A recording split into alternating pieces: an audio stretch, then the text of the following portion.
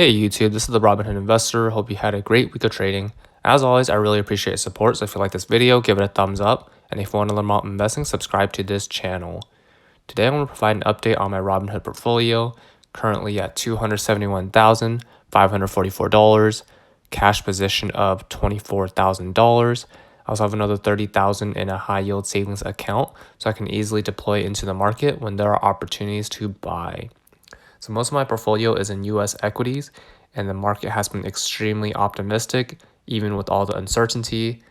Taking a look at my portfolio, my largest position is an ETF, VOO, Vanguard S&P 500, which tracks the 500 largest US companies, makes up 17.83% of my portfolio, or $44,117, currently up 12.69% on this position. Next is Vanguard Information Technology ETF, which tracks the technology sector, makes up 7.1% of my portfolio, or $17,554, currently up 91.56%. Schwab Large Cap ETF, very similar to VOO. This makes up 4.83% portfolio, or $11,957, up 25.57%. All right, my largest stock position is Apple, ticker symbol AAPL. This makes up 7.09% portfolio, or $17,540, currently up 96.57% on this position. Microsoft makes up 5.35% portfolio, or $13,225. This is up 108%. Next is NVIDIA, which makes GPUs, and they have a growing data center business. This makes up 5.15% portfolio, or $12,746. This is up 89.17%. Next is Alibaba, which is e-commerce company based in China. Makes up 4.83% portfolio, or $11,941, up 22.61% on this position. Next is Visa, which is a payment processing company. Makes up 4.74% portfolio, or $11,714, up 76.75%. Alphabet Class A shares, this is the parent company of Google. Makes up 2.32% portfolio, or $5,740, up 39.55%. Alphabet Class C shares, this is similar to Class A, but does not have voting rights. Makes up 1.73% portfolio, or $4,286, up 43.34%. Next is Amazon, which is the largest e-commerce company in the US. Makes up 3.95% of my portfolio, or $9,776, up 105.91%. Johnson & Johnson, which is a large healthcare company and pays a solid dividend yield, makes up 3.49% portfolio, or $8,627, up 14.83%. Tencent, which is a social media and gaming company based in China, makes up 3.34% of my portfolio, or $8,255, up 25.84%. Facebook makes up 3.1% portfolio, or $7,663, up 35.4%. United Health makes up 2.3% portfolio, or $5,792, up 76.11%. McDonald's makes up 2.26% of portfolio, or $5,595, currently up 16% portfolio. AT&T, which pays a solid dividend yield, makes up 1.86% portfolio, or $4,600, down 13.94%.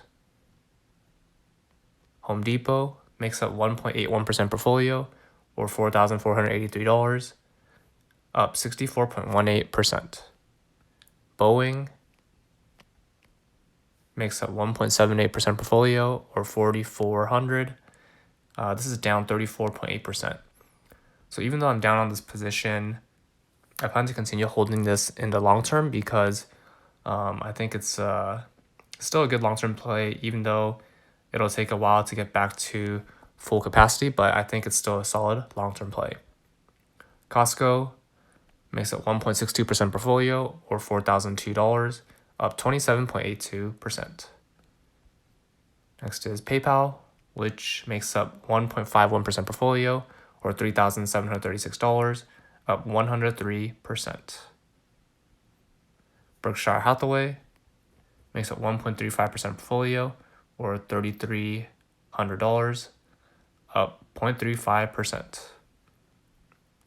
3M makes up 1.26% portfolio or $3,126, down 19.47%. Even though this is down, I plan to continue holding this long term. I think it's a solid dividend aristocrat, and I plan to continue holding this in the long term. Next is PepsiCo, makes up 1.23% portfolio or $3,036, up 11.32%. Next are Energy, makes up this is equity in $2,300 or 0.93% portfolio, up 45.8%. Cisco makes up 0.71% portfolio or $1,762, up 13%. Activision Blizzard makes up 0.7% portfolio or $1,727, up 9.44%. Baozun, which is the Shopify of China, makes up 0.69% portfolio or $1,697, down 23.26%. Taiwan Semiconductor Manufacturing Company makes up 0.63% portfolio or $1,568, up 12.52%. Disney makes up 0.62% portfolio or $1,529, up 16.48%. Trade Desk makes up 0.25% portfolio or $622, up 6.85%. Baidu, which is like the Google of China, makes up 0.47% of my portfolio or $1,173, down 42%. Constellation Brands makes up 0.21% portfolio or $518, down 21.97%. Ichi, which is like the Netflix of China, makes up 0.13% portfolio or $326, down 46%. Vanguard Megacap Value ETF makes up 0.66% portfolio or $1,644, up 12.19%. Vanguard Consumer Discretionary ETF makes up 0.85% portfolio or $2,091, up 53.82%. Vanguard Healthcare ETF makes up 0.71% portfolio or $1,767, up 51.7%. Last but not least is Vanguard Industrials ETF, makes up 0.47% portfolio or $1,151, up 5%. So that's all my Robinhood portfolio.